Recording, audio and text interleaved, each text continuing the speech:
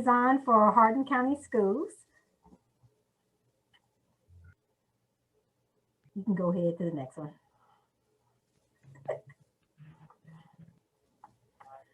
All right, so my primary responsibility is providing interventions for our homeless 18-year-old students and providing interventions for our families that have students under the age of 18, working with the families and working with the students. I only specialize in the housing part of it. I work closely with all 22 schools and their family resource coordinators. What is a homeless person in Hardin County Schools? Homelessness in Hardin County Schools is somebody who's in a shelter, in a hotel or a campground, in a parked car or abandoned building. And then I also want to add inadequate housing, which means no working plumbing, no windows, no proper flooring, no proper electricity, infestation of bed bugs or roaches, or anybody who is doubled up due to the loss of housing or economic hardship. These guidelines are through the McKinney-Vento Act of 1987. And the main thing that causes this, what we found is the key point that causes this is broken relationships. Like everything was going fine and then boom, something happens. So that's you can fill in the blank on that one. So next slide.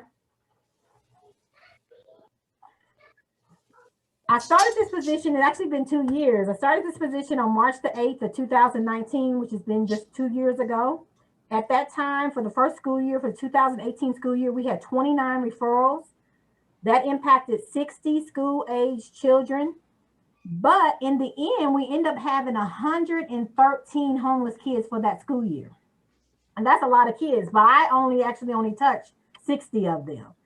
4 of those students were 18 years old, and they are included in that count.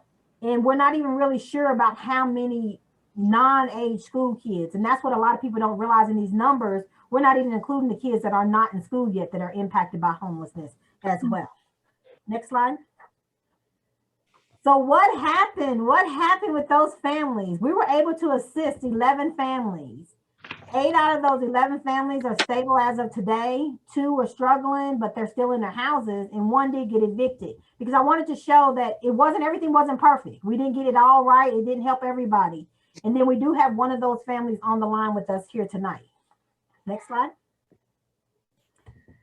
For the 2019-20 school year, we got a little bit more effective. We had 62 referrals, 92 school-age kids that were homeless that school year.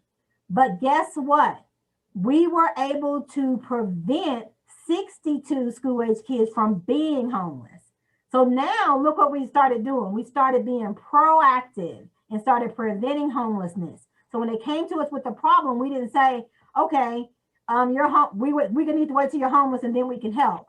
We started doing some preventative methods. So when you say 62 school-age students who we prevented from being homeless, just imagine if we didn't, then our numbers would be up there. That would be what, the 92 plus the 62?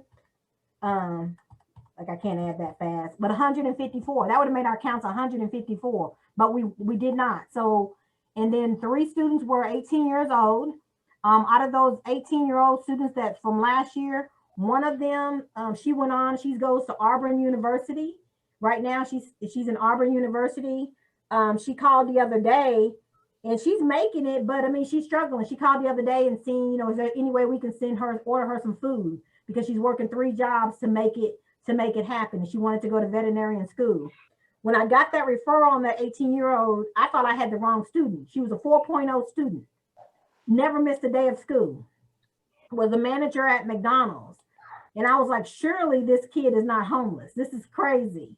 So we end up placing her with a family that, that I had a presentation with, just like similar to this, that they wanted to help. And they end up keeping her from January until she left to go to Auburn in June. And so, I mean, she's being successful. She's doing what she needs to do, but she does still have some deficiencies she needs to take care of, but she's doing the best that she can do. Out of that, we were able to count that. We had 28 non-school age kids that were included in our count for the 2019-20 school year. So what's going on with those families? 12 of those families we were able to assist with housing. So that meant 43 children were placed in a place to call a new home. 49 of them were still doubled up. 4 of them we were uncertain, they no longer have the crisis or they moved. 2 of them we sent over to Elizabethtown Independent School.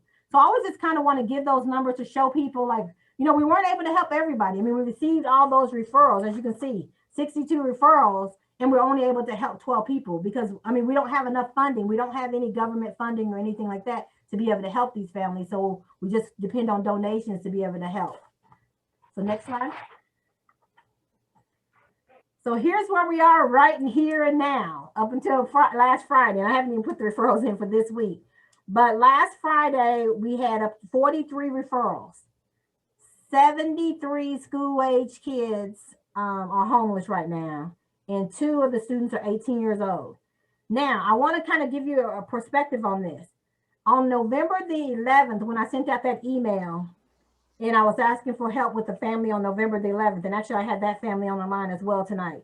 At that point, I only had 22 referrals and 47 school-age kids. So the referrals have doubled since then and added 26 more kids onto that since November. So that just shows you that this is just getting, it's just progressing. And just imagine when they come back to school on March the 22nd, what's going to happen at that point. So we're going to, and this is not even us having contact with the kids every day. So imagine on March the 22nd, when we have full contact with these students. Next page. Our process, referrals come in the office. They come from the family resource coordinators. They come from church. They come from communities, community partners. Some people just self-refer themselves.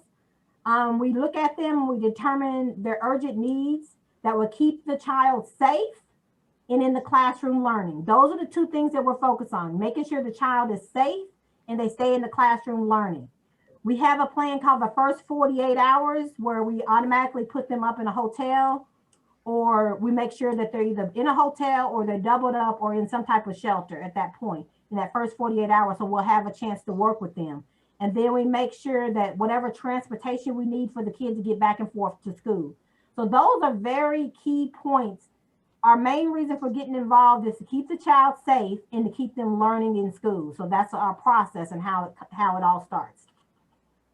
After they complete the referral form, we gather all the documents, and the referral form is a very detailed form. I mean, we're asking them how long have they lived at the address? How long have they been employed? What caused the crisis? Do they have any loans? Do they have a bank account? I mean, we're asking all these different questions because we want to really know what happened. So we'll have the documentation to be able to help them and give them the resources that they need. We ask them, are they a veteran? We ask them, do they have payday loans? I know that sounds crazy, but I mean, we just got to make sure that every time that they're getting a paycheck, that it's already not hit, because payday loans already hit the bank before they even have a chance to be able to pay anything. So we get all that information during the referral process. We gather all the documentation from the families, including the identification and income verification. And then the work begins on how we can assist with a hands-up approach. And so what do we mean by a hands-up approach? We wish we can help everybody. There are just going to be some people in this process that, I'm not saying that they don't want help, but there's just going to be some people in this process that if we help them, they don't have no way to sustain it the next month or the next month. It's just going to be just a handout. Sometimes we do have to give handouts to give people a help, but our approach is really a hand up. So like if we're helping you right now, how will this make a difference in your life next week or 3 months from now or 6 months from now? So assistance, what we help them with, we help with food. We do what you call fresh food. For my part of the program, the family resource coordinators do non-perishable items, but for my part, I'm talking about fresh food, meaning fresh meats, vegetables, and fruits. And what that means is once we get a person placed in housing, I will reach out and say, hey, could you go purchase them some food, some items that they like to eat? So we won't want to just purchase them some things that they don't like. So we ask them, what kind of meat do you cook with? They say hamburger meat, chicken or fish. We try to go buy those items. What type of vegetables do you eat? Fresh vegetables and fresh fruits, because we know that's important. And just like I said, the food pantries around the area do a great job on the non-perishable items. but these fresh items are very important to this first step in placing them in housing. Household items, we collect all type of household items. We assist them with household items, be able to get them furniture, whatever it is that they need, we are able to help with that. Hotels, we help with that, as we got somebody on the phone that's going to be able to demonstrate that. Rent assistance, if they need help with rent assistance or deposits for utilities, and then we also need help with landlord and property management referrals, because I mean, we don't know all the landlords that are out here who have property. So we do need help with that, getting those referrals to build up our vendor supply, so we can call and have the families call these places to see if they're willing to work with our families. And so right here, I just wanted to show you some pictures in 2 years. I mean, just really proud of these pictures. As you can see, I mean, we just got some little totes over here. Most of this stuff is used, but I mean, I'm really proud of it. We got coffee pots, we got a waffle maker, you got some pots and pans. You can see we got some pillows there, we got tubs that the families are able to have. You can go to the next one. You can see we have dishes. Just like I said, they're not new dishes, but they're sets, that families will be able to eat a meal together and have real dishes and stuff like that. So we're proud of those. Next slide. And I got a $1,000 donation, and then it wasn't designated towards landlords. And so I was able to buy some cleaning products and some laundry soap and different things like that. So that was really exciting. And you can see I was able to get some plungers, because that was a really thing. And I was able to get some toilet paper, and I don't have that in this picture, but toilet paper and different things like that. So we were able to get some things, but you can see we got an assortment amount of things in the warehouse. Next picture.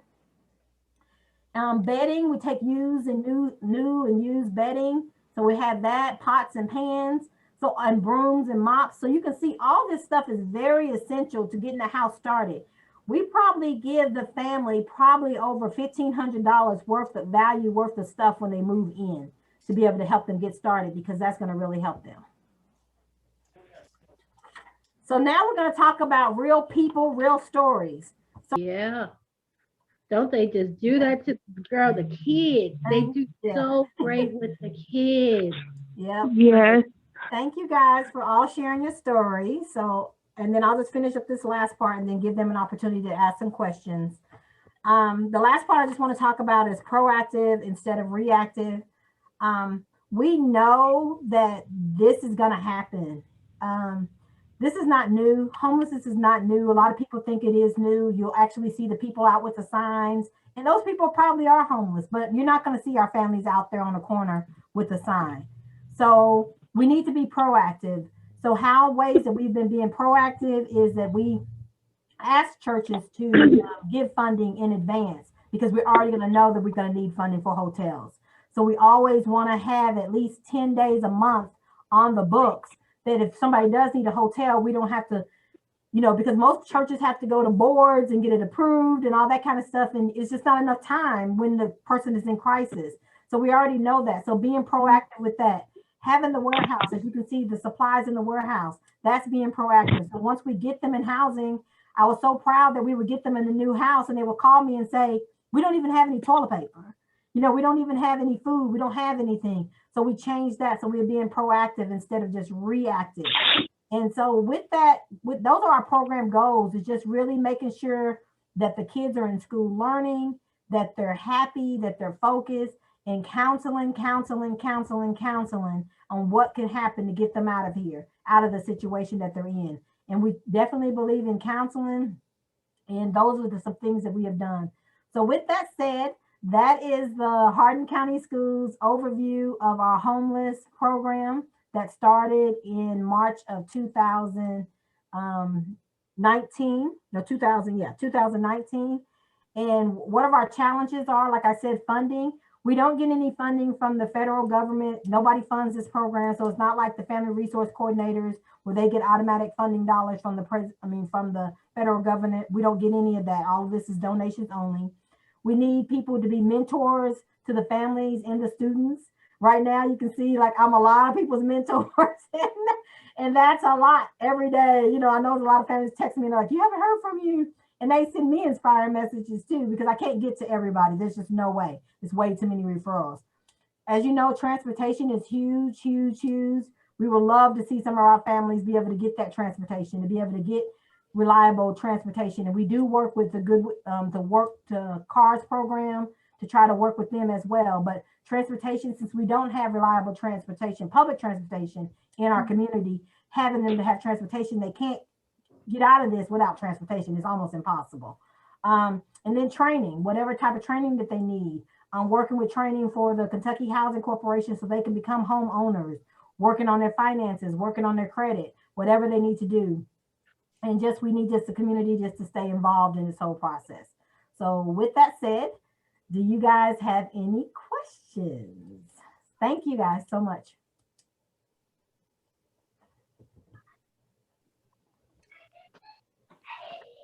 Lynnette, I've got a question. This is Bob Swope. You mentioned all of the folks that you weren't able to help, and you listed some of the reasons for that. When it comes to the funding, do you get any help from United Way? No, we don't. We have not applied for any types of grants, because that would be the United Way grants funds. We have not applied for any type of grants because they wanted us to have data to show our homelessness.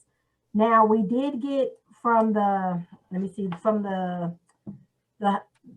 we did get a grant, and they may be kind of part of United Way. They're over there with by the public library in E-Town. I can't think of what it is. The foundation over there. That's the Central Kentucky Community Foundation. Yes. So they did give us $1,000. We asked for 10,000. They gave us 1,000, and we spent that on one family. Not even the whole bill that we even paid was like $1,590. So people still not really just invested in like understanding our need in United Way dollars. They haven't given them to us yet, but we haven't actually applied for any grants that they have.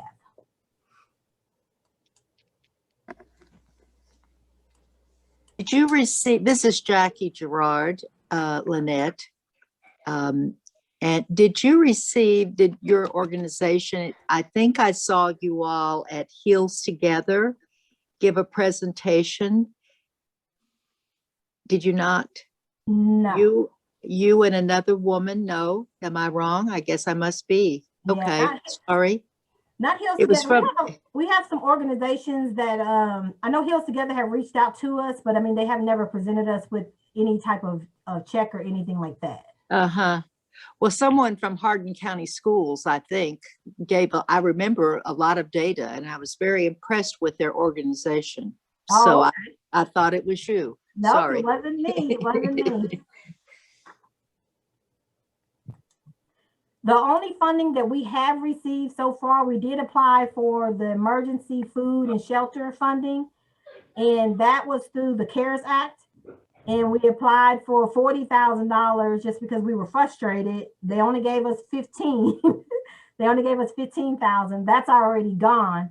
And that was only to be used to help people with utilities that were in crisis with utilities and for rent. And you only could pay only 1 month of rent.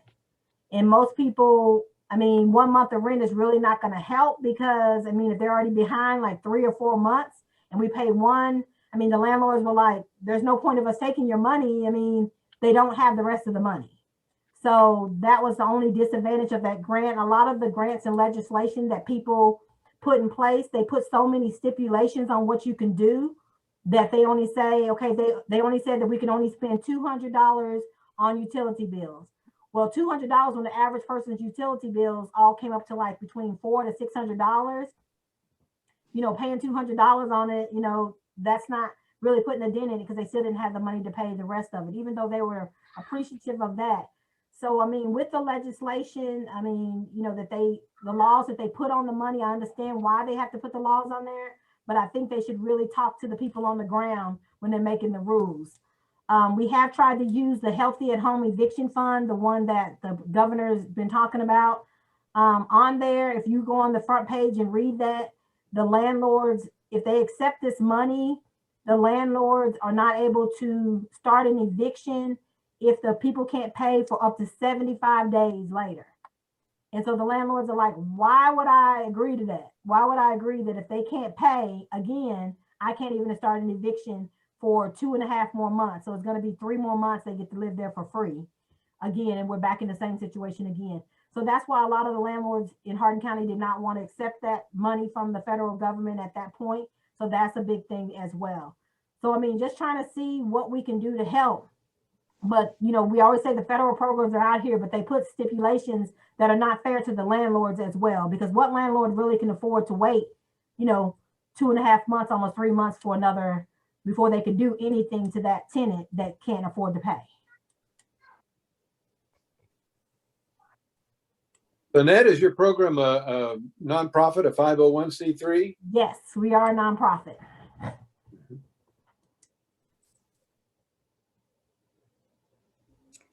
I want to thank you, Lynnette, and the families, especially for sharing with us. I really appreciate that. And I think it's important for us to know your story, and I'm glad you're able to share that with us.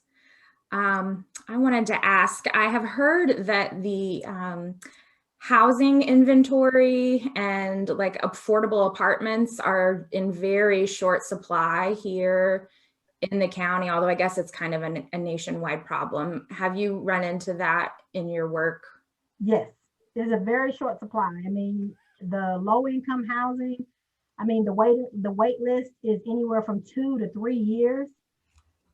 For a Section 8 voucher is anywhere from 3 to 5 years.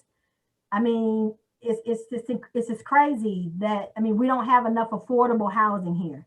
So, I mean, we have a couple of apartments complexes in E-Town, a couple of apartment complexes in Radcliffe. They stay full. Nobody's moving. Who would move out of them if, you know, because they're not moving, you know, where they need to go. So there's not a lot of affordable housing. The ones that they can afford, they're more like a low income housing area, and they're really not safe for our kids. I mean, they're just really not. They're really not safe for our kids. And I wouldn't move somebody someplace. I wouldn't move somebody in some place that I wouldn't move my kids in. So if I don't feel safe, I wouldn't move somebody in someplace like that. So, I mean, so that's what you're dealing with, because, you know, we do have some areas that are drug infested that the landlords really need to go in there and clean those areas up. And me and the landlords are having those conversations, and they know they need to do that. But I mean, there's no way that we should be doing business with them and they can't keep those apartment complexes cleaned up. But yes, the inventory is very low. Lynnette, what about employment? Do you help some of your folks find work? Yes, all of our families that come through our program, we actually send them through the Way to Work. We don't actually help them find employment, but we actually send them to the Way to Work program, which is through the United Way program. We send them through there. They work with them. They work with them on their resume. They work with them on job, you know, anything that they need. So that's the first thing is, you know, working with them to see what their needs are. So send them to the Way to Work program. I think one of the families on there, the one that's at the hotel, she's the only one that we haven't referred to the Way to Work program right now. It's just because she got a cast on her leg. So that's not going to really help to go through the Way to Work program. And you really can't go to work right away because you got a cast on your leg. But the other two families, they were both referred to the Way to Work program. That's the first thing that we do. Can I interject for just a minute? I don't mean to interrupt, but I went through, you sent me to the Way to Work program because I didn't know what else I could do. And I'm telling you, they help build your confidence and get you ready to get out in the workforce and find something that you're comfortable trying to do. Great. So I'm grateful for them too.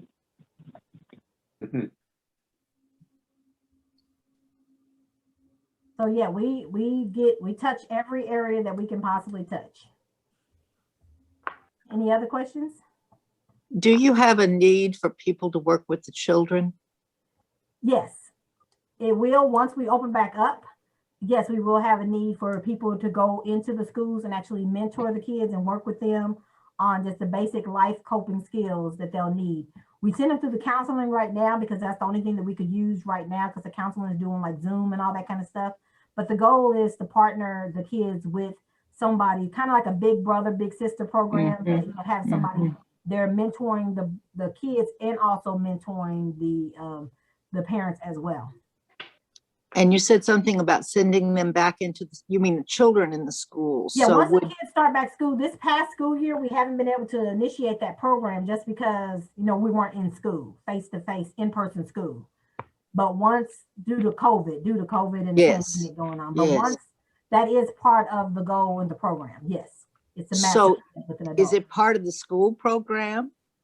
Or Yes. is it apart from that? No, it's part of my program. Part of, it's related to the schools then, Yes. and integrated with the teachers and that sort of thing? Yes. Okay, great, great. So you have had students over 18 who've stayed with families. I remember seeing one of those emails and thinking, oh, I bet someone has a room somewhere. I think that particular situation didn't shake out, but yeah, so that is an option for those who don't have other family. Yes, and we do. I mean, we work with families. I mean, and that's what, and then it takes a lot to open up your home, you know, to a total stranger. You know, the last kid that we just had that did not want to go stay with anybody. He was scared half to death and he did not want to go stay with somebody he did not know. And we were just trying to explain to him that it'll be okay. I mean, he had 2 different families, you know, they let him tour the house and he was just, you know, he was like, I just can figure it out on my own. So far he's doing okay. I mean, we still support him and making sure he has food and his clothes are washed. He washes his clothes at the school and everything like that. So he's just couch surfing until he graduates, and he graduates in May. So he's just couch surfing for right now and trying to figure it out. But I mean, I really wish he would have took the help, because he's going to go down a road of struggle that he doesn't have to go down.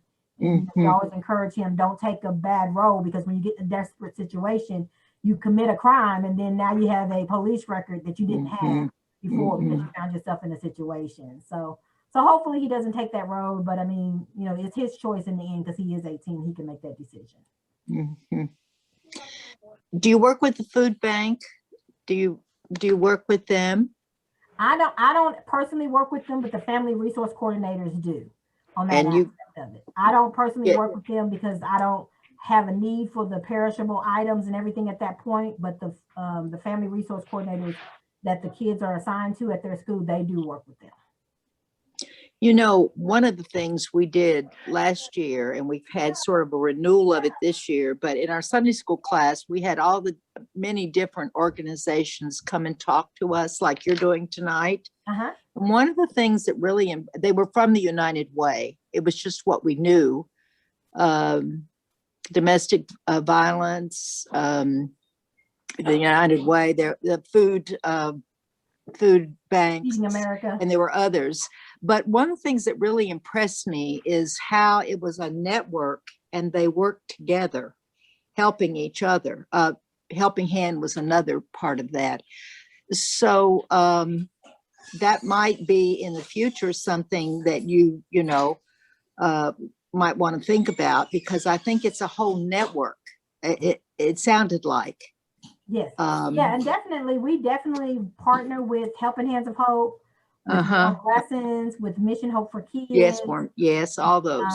Spring Haven Domestic Violence Shelter. Right. I mean, they're all on our resource list. Like, we try to get them in those places or get help with them first. Right. So I mean, community action. So we partner with everybody in the community as a whole first to see, you know, what it is, just because we don't have the funding and they are getting the funding. So we do piece it together. Sometimes it takes the Salvation Army, Helping Hands of Hope, our funding. We all come together and we are able to pay, you know, 1 month of rent. So sometimes it does take all of those 3 different organizations to come together. So we have done that several times. You know, I have a couch in my living room that was supposed to go, no, really, it was Habitat was supposed to come over here and pick it up. And they were going to bring this huge truck and they couldn't come and get it. So it's been here for about, but if you know, I'd be very happy to, it's a good couch. It's a good couch. You'd be happy to donate it to us. Yes, I'd like to, it's a comfortable couch, you know, and the reason we don't have it is that I had to bring my mother's couch, who went to a nursing home here. And so I put that couch upstairs and then I had another couch. Okay. Excuse me, I have a question.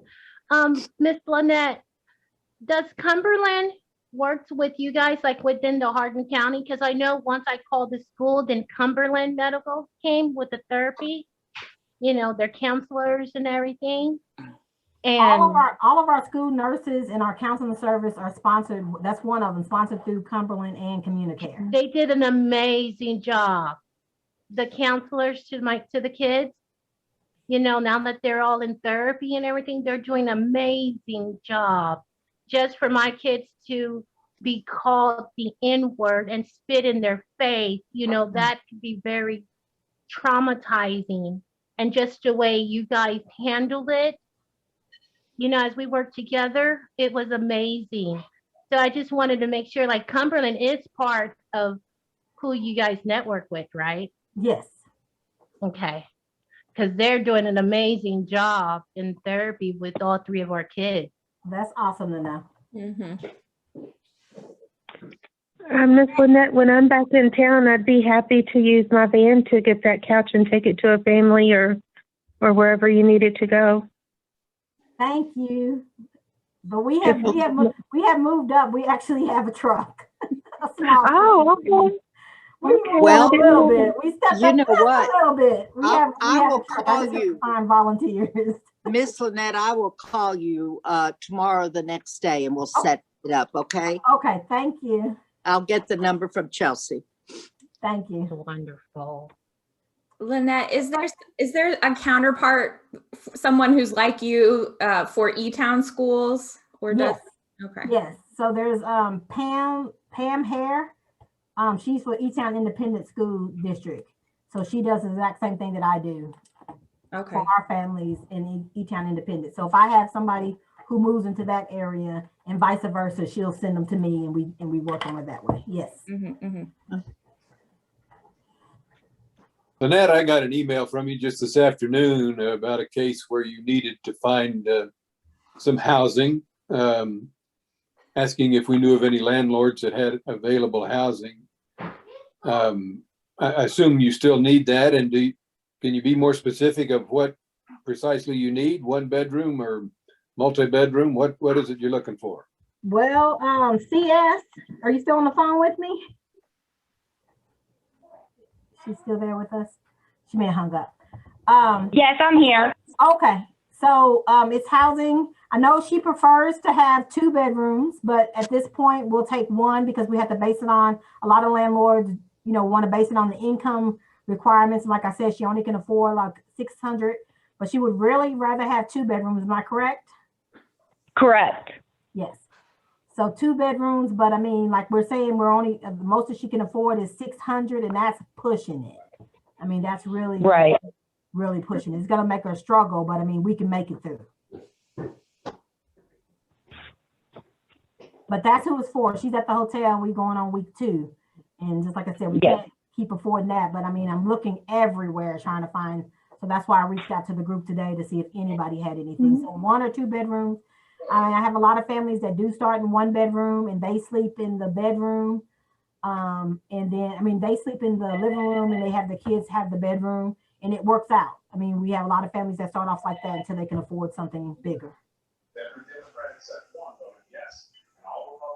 Yeah, those hotels are expensive. We got involved with a couple last fall. And you know, I think at the end of it, it was like a whole month they were in a hotel. And yes, it's not cheap. It's expensive. We could pay Because for we like had a hard time finding a place. I mean, that's why it happened that way. So Joy over there did all kinds of searching, and I remember it was hard finding stuff, right, Joy? This is CS again. Yeah, I literally, right before I called in for this meeting, spoke with another landlord who was willing to work with everything. But as soon as I gave her the income, even though it's disability and it's guaranteed income, she said it's not enough and refused to be able to go any further. And that's going to continuously happen. Oh, it's happening at least, I'm experiencing that at least once a day. I feel for you. After being sick, and I got evicted, 4 times because I couldn't pay my rent because I was so sick. Nobody wanted to rent to me either.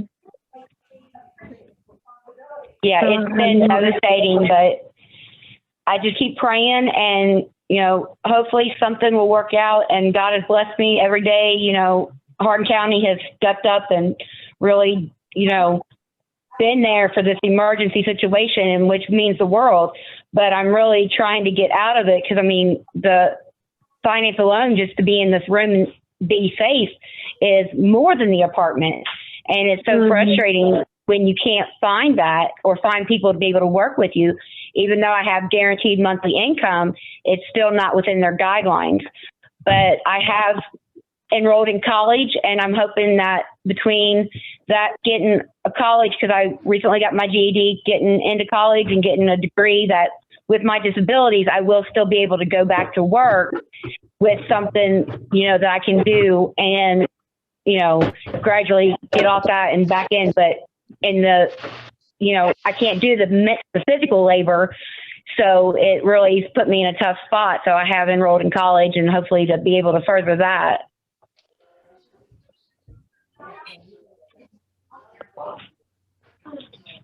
Any other questions? How often does Habitat build houses? I don't know why that occurred to me, but I was like, oh, they're supposed to do affordable housing, right? Yeah. And I do have one family that I'm working with right now, and they're on the list. They got approved, and she's doing her sweat equity. So I'm really excited about that. So she's doing her sweat equity, but I'm not sure how often they build them, but she does have the next house coming up really soon. Oh, that's great. And congratulations on getting in college. That's great too. Thank you. Lynnette, I assume you're taking donations for your warehouse then at all times, or how do we help you with that? Yes, at all times, I'm always taking donations. I mean, just reach out to me and see if that's what we have a need for. Or if you want to buy specific items, you know, I have a list that I always email out and say, these are the items that that we need, because we're always needing like laundry soap, toilet paper, those type of things. So as the families get into housing. But yeah, we're always just taking donations for the warehouse. Can you send me that list so that I can have that on hand? Yes, of what you're always in need of? Yes. So, and the other ways we could help you, I guess, are so stuff donations and monetary donations, the mentoring and partnership maybe with the families and kids. And yeah, and the big thing too is like we have the family out at the hotel. You know, you got Cracker Barrel, Burger King, you know, McDonald's, you got all those restaurants out there. To be able to have gift cards when we place families in hotels, to be able to have gift cards so they can get a hot meal, because they do get the hot meal at breakfast time over there, but only other meal that we give them is that we only can give them stuff that they can fix in the microwave, you know, something really quick. So we just buy like raviolis, you know, a lot of processed food that they have to eat during that time, which, you know, they're thankful for it and they make it happen. But I mean, we would like to be able to have some gift cards to be able to say when we put a family over there, to be like, here's a gift card to here, you know, at least they can go to Kroger's and get some, you know, fresh fruit and some vegetables and stuff like that to be able to eat at the hotel. And I know that you know, that I know that really makes a difference with the families. But right now we haven't been able to offer that, but that would be something that we would definitely like to be able to offer when we do have them.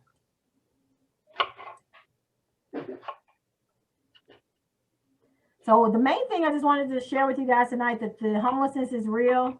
I mean, I really appreciate Jan and Bob Swope. I mean, you guys were my first donation that I ever had.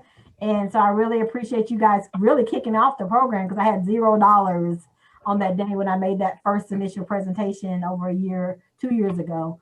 So I really appreciate it. And then from there, just like I said, I mean, the community has been outpouring.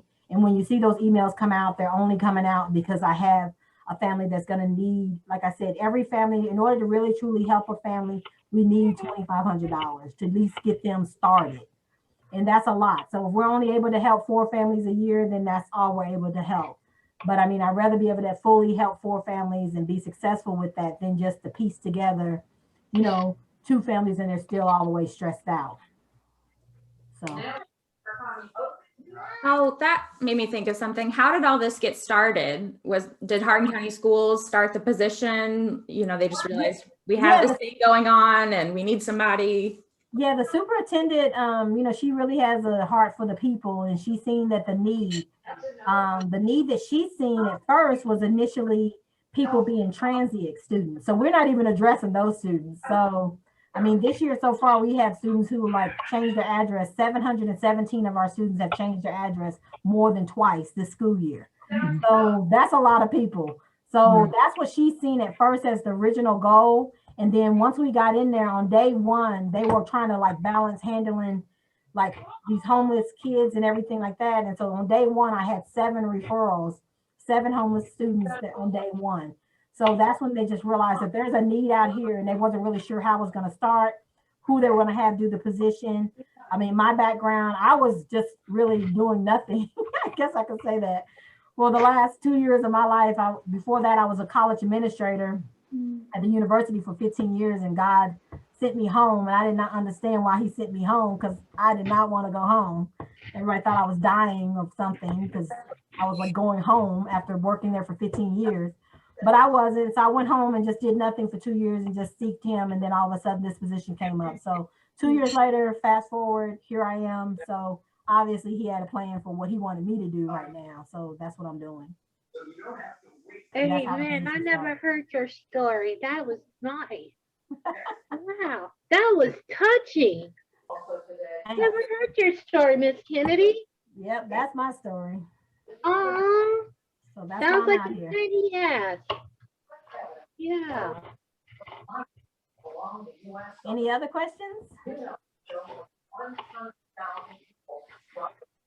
Well, thank you guys very much for taking time to listen to us today. You know, I hope that this inspired you and motivated you, that, you know, we can all work together and everybody can do something. And that's what it's all about. Everybody can do something. Even the little kids right there, you guys can do something. Everybody can do something. So I really appreciate everybody being on the call today. And, you know, let's just go out there and just keep changing the world one day at a time. And that's all we can do. Amen. Lovely. Thank you. Amen. Well said. Thanks, Lynnette. Thank you, Thank Lynnette. you. We appreciate you. Thank you. Thanks to everybody. Thanks to everybody for your time. I very greatly appreciate it. Have a good night. I think that was a perfect closing word. So Bye. bye, everybody. Bye. Bye-bye. Everybody. Thank you so much. Bye. Bye, Hardin. Bye-bye. Bye. Bye, girls. Say bye. Bye. Bye. All right. Bye. Bye.